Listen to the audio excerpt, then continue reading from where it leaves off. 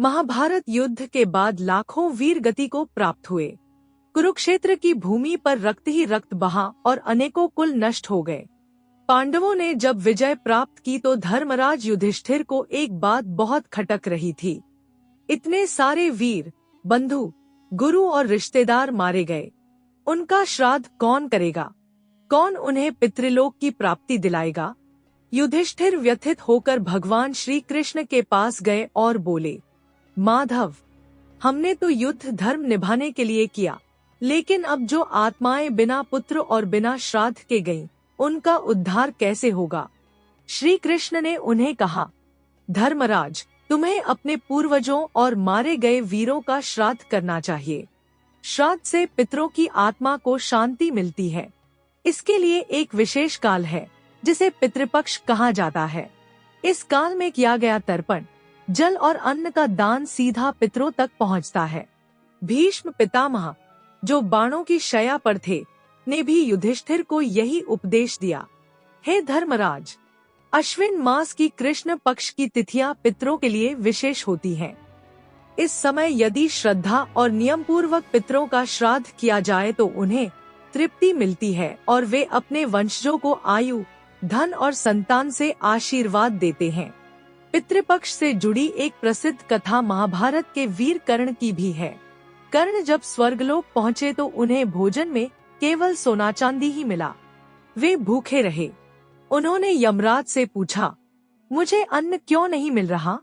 तब यमराज ने कहा, पृथ्वी पर रहते समय तुमने हमेशा दान तो दिया, लेकिन अपने पितरों को कभी अन्न और जल का दान नहीं दिया। इसलिए स्वर्ग में तुम्हें सोना चांदी मिल रहा है, भोजन नहीं। कर्ण ने प्रार्थना की, मुझे एक अवसर दीजिए ताकि मैं अपने पितरों का श्राद्ध कर सकूं। तब यमराज ने उन्हें 15 दिनों के लिए पृथ्वी पर वापस भेजा। उन्हीं दिनों में कर्ण ने अपने पितरों का श्राद्ध किया और उन्हें अन्नजल अर्पित किया। तभी से ये दिन पितृपक्ष कहलाए, जब हर कोई अपने पितरों को याद कर उनका श्राद्ध करता है। पितृपक्ष भाद्रपद पूर्णिमा से अश्विन अमावस्या, सर्वपितृ अमावस्या तक चलता है। इन 16 दिनों में अपने पितरों को तर्पण, पिंडदान और श्राद्ध करना अत्यंत पुण्यकारी माना गया है।